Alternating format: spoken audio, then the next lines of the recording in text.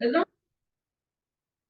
on parlait des gaz à effet de serre et on les a énumérés, on a vu un peu leur évolution dans le temps et même dans l'espace aussi. Hein. Oui,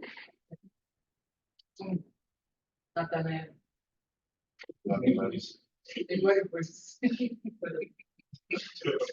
Comment j'ai pas fait le presse, je connais un peu son nom de phrases. Il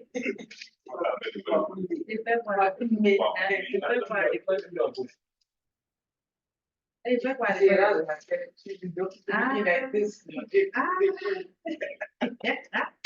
Ok. Donc, on a parlé de leur évolution dans l'espace et dans le temps, et on a vu aussi que le changement climatique n'est pas une affaire temps actuel seulement. Il y a eu des changements dans le passé. Mais ces changements-là se sont faits de façon naturelle.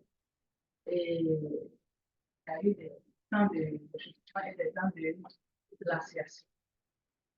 Même en parlant de réchauffement, comme dans le cas des réchauffements d'avant, qui pouvaient aller de 4 à 7 degrés Celsius, se faisaient dans un intervalle d'à peu près 5000 ans. Ce qui est le contraire de ce qui se passe actuellement. En 50 ans, on peut atteindre cet écart d'augmentation de la température. Et donc, ces gaz à effet de serre, on a essayé de voir les différents types. On a vu que l'eau, la vapeur d'eau, est un puissant gaz à effet de serre, mais généralement, on ne peut pas s'arrêter dans l'atmosphère. Et donc, c'est le CO2 qui, quand bien même n'a pas un grand pouvoir de non, mais s'accumule à cause des activités anthropiques, c'est ce CO2-là qui devient du coup ça, gaz à effet de serre. Donc, si on arrive à éliminer nos émissions de gaz à effet de CO2 dans l'atmosphère, on aura moins gagné. On pourra baisser ou on pourra changer le changement climatique. On pourra changer le cours. C'est-à-dire que tel qu'il est lancé actuellement, si nous prenons les décisions qui vont dans ce sens, nous pourrons changer, nous pourrons orienter l'évolution dans un autre sens. Mais est-ce que nous sommes prêts? Oui!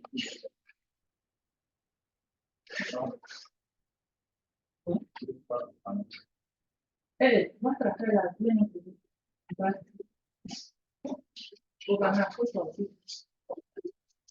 Faut sortir. On peut plus donner le retour. Je vous regarde. Je vous regarde. Les yeux qui sont là, la voix et ça fait qui. Mais je vous encourage aussi.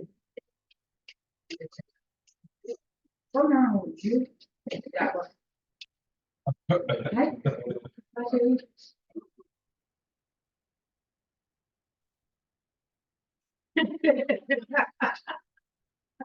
Hein? On n'essaye jamais ou on ne dit jamais. Donc, c'est la vie qui est là. On dit où on attache le bouton. Là, il ne peut pas aller manger au Sahel et puis revenir en Côte d'Ivoire. Il va manger ici. Voilà. Donc, c'est comme ça.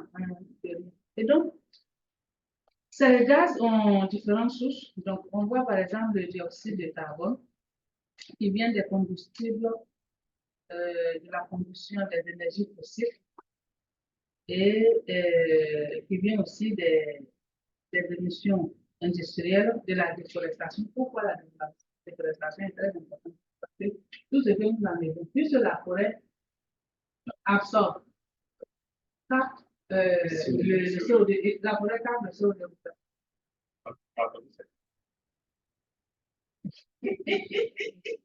Vous faites la photosynthèse. Là, c'est la nuit. C'est la nuit que la photosynthèse fait. Non. La nuit, et la nuit, c'est l'inverse. C'est pas l'inverse. La respiration aussi respire. Ok, c'est vrai. Voilà. C'est vrai que la fête. Quand je vois faire un texte, là, les petits trucs, les gens te demandent, et puis tu es paniqué. Pourtant, c'est des choses que tu connais. Et puis ça vient, il pose la question au moment où tu le dis à ta part, en fait. Voilà, que tu connais. Et donc, il paraît que le riz n'est pas, le riz ne séquestre pas le carbone. Et puis le panier a deux jours. Vraiment, il faut que la recherche en Afrique soit vraiment orientée sur ça. Vous savez pourquoi? Parce que moi, j'ai rencontré un monsieur du CMRA qui me disait que le panier, c'est graines. Tout le panier, c'est tout là. L'Occident, et nous, ils disent que c'est pas bon. Tous les produits où il y a un peu de palme, d'huile de palme rouge dedans, eux, ils le jettent ça. Non, mais il faut qu'on pousse les recherches. Nous-mêmes, nous, ça vient de chez nous. C'est nous qui devons pousser les recherches. Nous devons montrer que ce qu'ils ont dit là, c'est vrai, mais voilà. C'est en ce moment-là qu'ils pourront nous prendre. Ils pourront vous considérer ça. Mais si on veut attendre, c'est que ils vont seulement. On sait pas pourquoi ça ne va pas. Oui, oui. Pourtant, c'est plus. On a dit ça avec possible d'acheter. Ça, c'est des retours. Est-ce que ce n'est pas parce que s'ils reconnaissent, ça va aider nos économies? C'est plus confronté, mais c'est comme les consommateurs. Tout le monde a peur. Mais le prix qu'ils vont déposer, Ils ne sont pas grands consommateurs. Eux, c'est les refusent même d'utiliser. Et nous, les consommateurs, non, ça, c'est. Il faut qu'on voit ça. Il faut qu'on voit ça. Ensuite, le méthane, essentiellement généré par la culture du riz, l'élevage des ruminants. Ce que vous avez cité ici, hein, les ordures ménagères, les aqueducs d'eau, les décharges. Oui. Si on parle de tout le méthane qui est produit par l'élevage, les déchets d'éthanol, mais on prend au niveau à l'échelle même que l'élevage de façon rationnelle de comme on peut ambitionner c'est de fonctionner. Oui, mais c'est donc la question ici, là, c'est pas pour nous seulement, c'est pour le monde entier. Ce n'est pas pour nous seulement. Mais le truc, c'est que souvent, eux, ils ont atteint des niveaux où ils font des mesures et ils prennent des mesures de ce qui a émis. Donc, ils arrivent à quantifier. Et par rapport à ça, ils arrivent à faire des aménagements dans ces endroits d'élevage pour diminuer un peu certaines choses. Si tu vois l'abattoir chez eux, est-ce que tu vois l'abattoir chez eux? Hein? Si tu rentres à l'abattoir, c'est quoi tu as envie de demander la chose? C'est parce que quand on met une taille, ça devient donc, vous voyez, c'est ça qui est le problème. Il y a le protoxyde d'azote qui résulte donc de l'utilisation des engrais. Donc, là, dans les zones où il y a beaucoup d'agriculture, ensuite la combustion de la biomasse et certains procédés industriels chimiques. Il y a aussi des émissions naturelles qui proviennent essentiellement des zones humides. Oui, parce que les zones humides, vous savez que les zones humides, quand c'est totalement fermé, ça évolue, puis ça devient un endroit totalement fermé. Et à un moment, on va regarder une zone quelque part où les, les, les mollusques sont comment quoi? Et on est en train d'aller vers la formation d'un quoi? Du pétrole. La formation. Parce que c'est comme ça que ça se passe. Et puis, quand il y a le phénomène tectonique, cette couche-là se retrouve en bas. Et là, voilà, et la production est plus ça.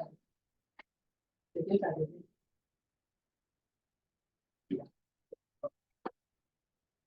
C'est pour ça que dans les déserts,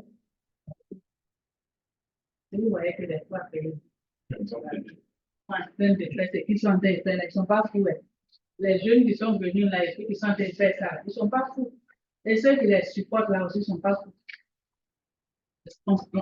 Ils ont du rami. En deuxième, les gens ont vécu des familles. Ça va être compliqué pour nous. Quand je dis pour nous, je veux parler de l'action de Dieu. Parce que, allons sur le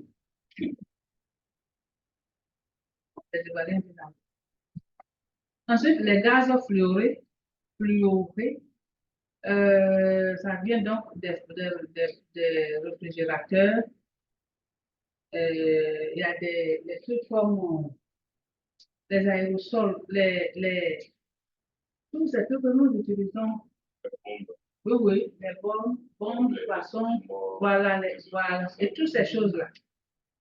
Et ensuite, l'ozone est généré par un processus photochimique qui fait intervenir des gaz précurseurs. Donc, la production d'ozone est fortement significative et dans des conditions de température supérieures à 25 degrés. Donc, le graphe qui est là, la proportion.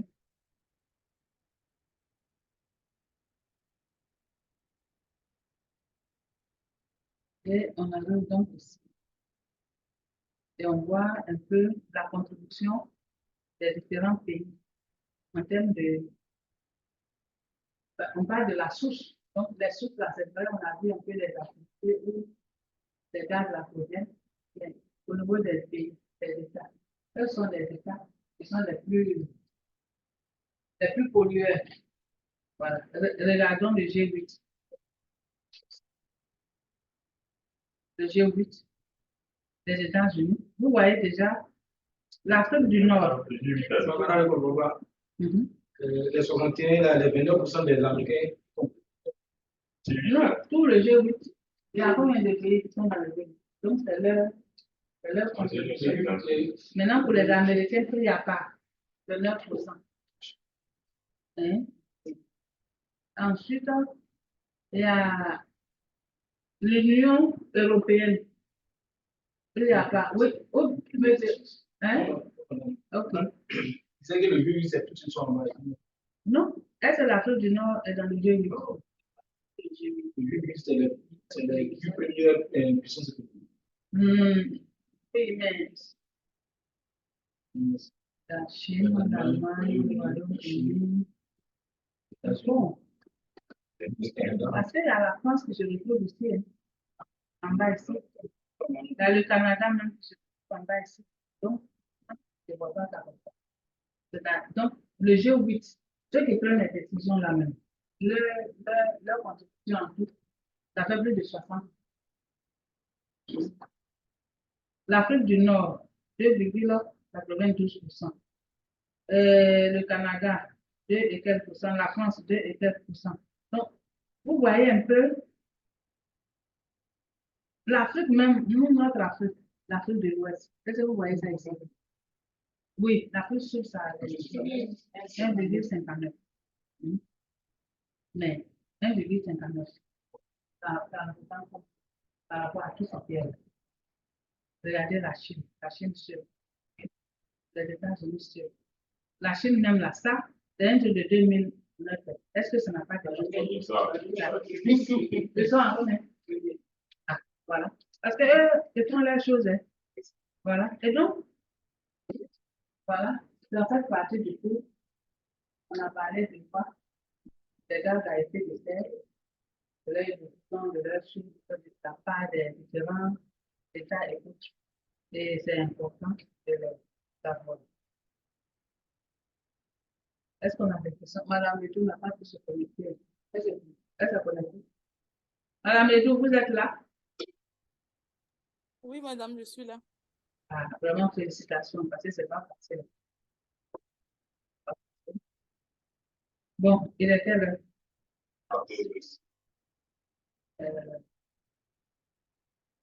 Est-ce que M. Ousseau là, est-ce qu'on a encore un autre point? On avait fait un point.